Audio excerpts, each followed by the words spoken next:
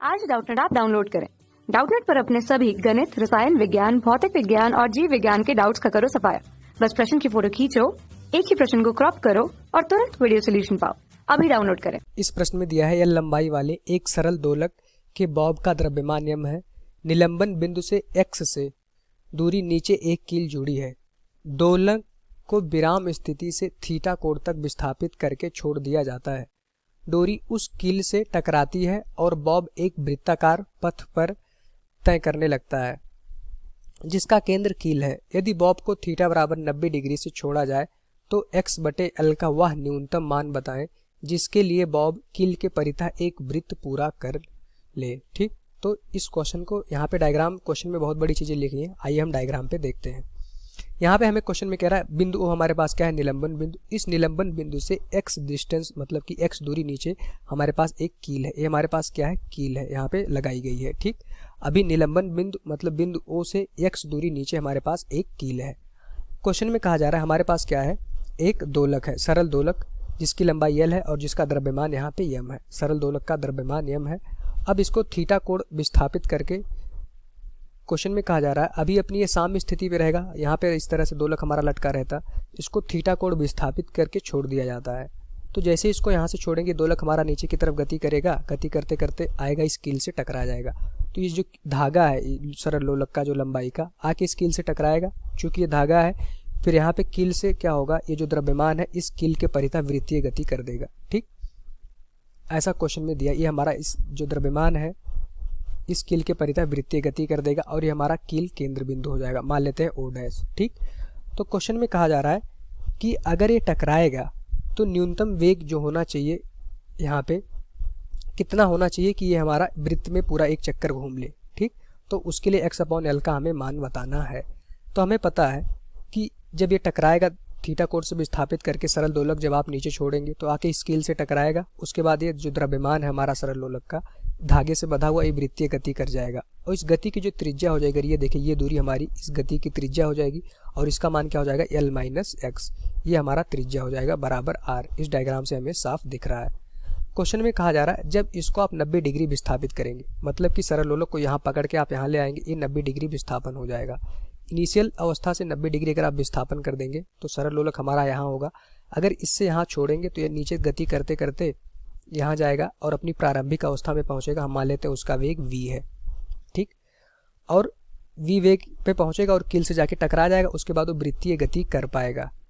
तो क्वेश्चन में पूछा जा रहा है वह न्यूनतम मान बताएं जिसके लिए बॉब कील के परितः एक वृत्त पूरा कर ले। कोई भी वस्तु अगर ऊर्ध्वाधर वृत्त गति करती है, अगर यहाँ से देखिए एक कॉन्सेप्ट हमें यहाँ पे समझना पड़ेगा। कोई भी वस्तु अगर ऊर्ध्वाधर वृत्त में गति करती है तो उसके निम्नतम बिंदु पे मतलब इस बिंदु पे उसके पास कितना वेग होना चाहिए, √5g/r के बराबर वेग होना चाहिए जिससे कि वो हमारा पूरा वृत्त में गति करे। ठीक, इतना वेग होगा अगर वस्तु के पास जिसकी त्रिज्या r है तो हमारा हम कहेंगे इस वृत्ताकार पथ को छोड़ेगा नहीं, पूरा एक वृत्त पूरा कर लेगा। ठीक, इतना वेग अगर रहेगा कण के पास, इसको बोलते हैं न्यूनतम वेग। अगर इतना वेग है तो कण हमारा इस वृत्ताकार पथ को कंप्लीट करके बिंदु A पर आ जाएगा। अगर इससे कम वेग होगा तो कण हमारा इस वृत्त पे नहीं चल पाएगा, थोड़ी दूर जाएगा, उसके बाद वापस नीचे गिर जाएगा। ठीक, तो क्वेश्चन में कहा जा रहा है कि x/l का वह न्यूनतम मान बताएं जिसके लिए बॉब कील के परितः एक वृत्त पूरा कर ले। तो यहाँ से देखेंगे वृत्त पूरा करने के लिए वेग का मान किसके बराबर होना चाहिए, √5g/r के बराबर। r की वैल्यू क्या हो जाएगी, l-x, क्योंकि जो हमारा कण वृत्ताकार गति करेगा तो उसकी त्रिज्या क्या हो जाएगी, l-x के बराबर। तो ये जो वेग होना चाहिए इसके बराबर होना चाहिए √5g/l-x। तो आइए पहले वेग का मान निकालते हैं। अब हम निकालेंगे, मान लेते हैं भी हमारे पास A बिंदु था, A हमारे पास B बिंदु था। तो बिंदु A और B के बीच में हम ऊर्जा संरक्षण लगाएंगे। अभी हमने क्या किया है, बॉब को बिंदु B से विस्थापित करके 90 डिग्री बिंदु A पर ले गए हैं। वहाँ से जब छोड़ेंगे तो बॉब हमारा इस तरह से गति करते करते आएगा बिंदु B पर और जैसे ही बिंदु B पर पहुँचेगा तो इसकी जो धागे है बॉब की वो कील से टकराएगा और यहाँ से जो हमारे पास बॉब है वृत्तीय गति कर लेगा। वृत्तीय गति करेगा, उसकी त्रिज्या हो जाएगी l-x के बराबर। ठीक, तो आइए वेग निकालते हैं। क्या करेंगे, बिंदु A और B के बीच में हम ऊर्जा संरक्षण लगाएंगे। तो बिंदु A पर अगर ऊर्जा देखें तो हमारे पास स्थिति ऊर्जा हो जाएगी mgl, क्योंकि बिंदु B से बिंदु A के बीच की ऊंचाई कितनी है, इस धागे की लंबाई के l के बराबर। यहाँ से देखेंगे बिंदु B से बिंदु O के बीच की दूरी क्या है, l, तो वही तो ऊंचाई हमारा होगा। स्थिति ऊर्जा हो जाएगी हमारे पास mgl प्लस यहाँ पे गतिज ऊर्जा हमारे पास बिंदु ए पर 0 रहेगी, क्योंकि अभी हमारा जो कण है स्थिर है, इसको हमने अपने हाथ से पकड़ के यहाँ पे रोका हुआ है। जैसे जैसे वो गति करते नीचे की तरफ आएगा, उसकी स्थितिज ऊर्जा हो जाएगी हमारे पास 0। अब बिंदु बी पर आएंगे, बिंदु बी पर स्थितिज ऊर्जा हो जाएगी 0, क्योंकि कण अपनी प्रारंभिक अवस्था में आ चुका होगा। प्लस यहाँ पे इसकी गतिज ऊर्जा हो जाएगी हाफ mv², क्योंकि वेग हमने v मान रखा है। अगर यहाँ से देखें, द्रव्यमान से द्रव्यमान कट जाएगा और v² की वैल्यू आ जाएगी हमारे पास 2gl। ठीक, v की वैल्यू यहाँ से आ जाएगी √2gl। तो ये इतना वेग निम्नतम बिंदु पे होगा जब बॉब हमारा अपनी प्रारंभिक अवस्था में आ जाएगा। जब उसको हम 90 डिग्री विस्थापित करके छोड़ेंगे, जब बॉब अपनी साम्य स्थिति पे आ जाएगा, तो उसका वेग कितना हो जाएगा, √2gl के बराबर।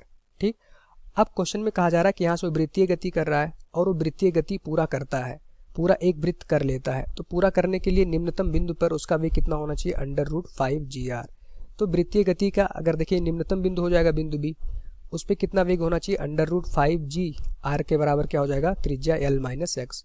तो ये किसके बराबर होना चाहिए हमारे पास, √5gl-x के बराबर होना चाहिए। तभी ये जो वेग हमारा √2gl अगर इसके बराबर होगा, तभी हम कहेंगे ये कण हमारा वृत्तीय पथ पर पूरा एक चक्कर लगा लेगा, वरना नहीं लगा पाएगा। ठीक, तो यहाँ से देखेंगे अंडर रूट दोनों को बराबर कर देंगे, √2gl बराबर √5gl-x। ठीक, अच्छा l-x क्या है, त्रिज्या है। चूंकि यहाँ से देख पा रहे हैं O बिंदु से X बिंदु नीचे हमारा कील है और O से B बिंदु की दूरी क्या है हमारे पास, इस सरल लोलक की लंबाई। तो जो त्रिज्या हो जाएगी, क्योंकि जो हमारा द्रव्यमान है इसी बिंदु O' के परितः वृत्तीय गति करेगा, तो द्रव्यमान और O' के बीच की दूरी हमारी हो जाएगी कैपिटल l-x। ठीक, वो हमारा त्रिज्या के बराबर हो जाएगा। दोनों को स्क्वायर कर देंगे, 2gl बराबर 5gl-x।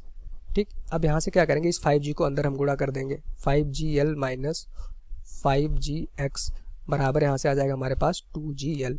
अब gl को एक तरफ कर लेंगे, 2gl यहाँ पे 5gl यहाँ पे -3gl हो जाएगा बराबर -5gx। तो यहाँ से माइनस से माइनस कट जाएगा, g से g कट जाएगा। हमें x/l का न्यूनतम मान बताना था, तो यहाँ देखेंगे 3l बराबर हो जाएगा 5x। तो यहाँ से देखें x/l बराबर हो जाएगा हमारे पास 3/5, इसका मान आ जाएगा 0.6। तो x/l का न्यूनतम मान कितना हो जाएगा हमारे पास, 0.6। ठीक, यही हमारा इस क्वेश्चन का आंसर हो जाएगा। अच्छा, इसको हमने न्यूनतम क्यों बोला, क्योंकि न्यूनतम बिंदु पे जब कण हमारा वृत्तीय गति करता है, तो ऊर्ध्वाधर वृत्त में न्यूनतम बिंदु पे उसका वेग कितना होना चाहिए, √5gr। ये हमारा न्यूनतम वेग होना चाहिए। अगर वेग हमारा इससे कम है तो वृत्तीय गति पूरा नहीं कर पाएगा। अगर √5gr के बराबर वेग है या फिर इससे ज़्यादा है, तो हम कहेंगे ये जो वस्तु है वो हमारा इस वृत्तीय पथ पर पूरा गति करेगा बार बार। ठीक, तो यहाँ से जो x/l का जो न्यूनतम मान आएगा वो हमारा 0.6 आएगा। यही हमारा इस क्वेश्चन का आंसर हो जाएगा। Thank you.